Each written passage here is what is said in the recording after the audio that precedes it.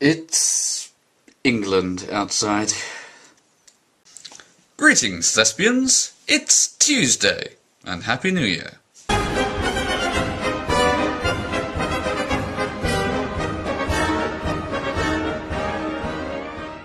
So, full disclosure. Moving on from what Kelley was saying yesterday, the video in question that she was talking about was shared on Facebook by one of the people who I trained in stage combat under, and they were pretty much as aghast as we all were that this sort of thing was going on. Not only at all, but at one of the most prestigious premier exponents of ballet in the country, if not the continent.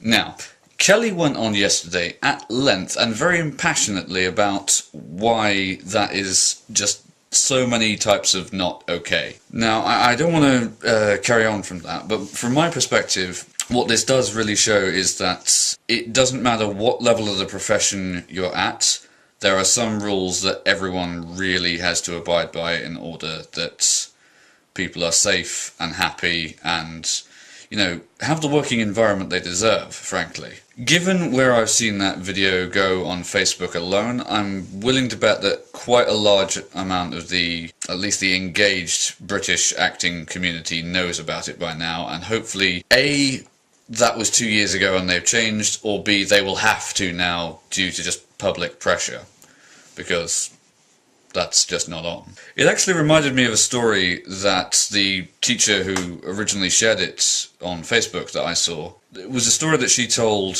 when we were doing stage combat, and it was a question that kind of naturally comes up when you're teaching people stage combat, which is, why don't you just take a hit like a man or woman or whoever?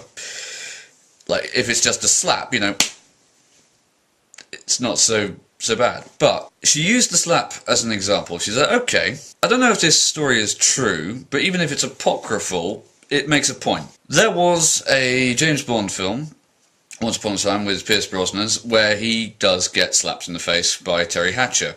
They hadn't had time to rehearse it, it was just a slap, so they weren't going to get any stunt doubles or fight choreographers in to do it. It was just going to be like a slap, boom, and he was like, yeah, it's fine, I can take it, you know, it'll be good for the scene and everything. Problem is, I'm not sure how familiar you are with film, but, you know, sometimes it's not quite right. So by the 6th take, there's ice on Pierce Brosnan's face.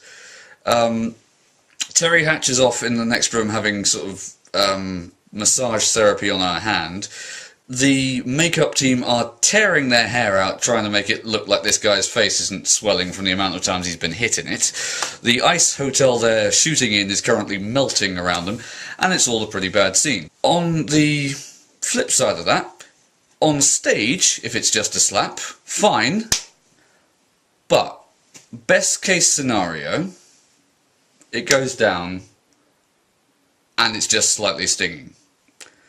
What can and does happen often is that in the heat of the moment, with the adrenaline and everything, they go for it a bit more and you've just got a perforated eardrum, you've just caught their eyes, you've missed completely, which looks terrible and completely destroys the scene, or even something as simple as it goes down perfectly well, but the next scene after the slap is set 3 years later when it's all been forgotten in the storyline of the play, and he's still got a welt on his face from where he's just been slapped. So the moral of the story here, kids, is it is never unfeasible to bring in a fight choreographer. And moreover, it is never unfeasible to insist that a fight choreographer is brought in if you are a performing artist in that situation. No job too small. In other exciting news, I had a Skype session with Maxwell Glick a couple of days ago, and that was fun. So really insightful dude, actually. Gave me some suggestions of people to apply for, and I'm currently applying for them. I kind of allayed my fears that it wasn't anything I was doing that meant that I haven't got a job off voices.com yet. It's just simply a case of continuing to plug away at it.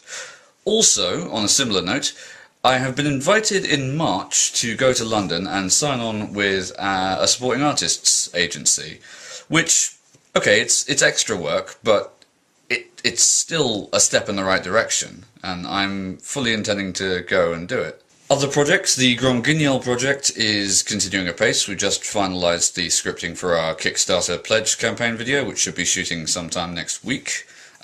You'll get a link when it's up. And just last week I was in Bristol shooting a comedy sketch that I wrote in part with a girl who lives there, and that should be up within the next couple of days or so. Again, link when we have them. So all in all, 2014's off to a fairly good start for me, I think. Hope the rest of you are having equal success in whatever your endeavours are at the moment. And Mary, I'll see you tomorrow.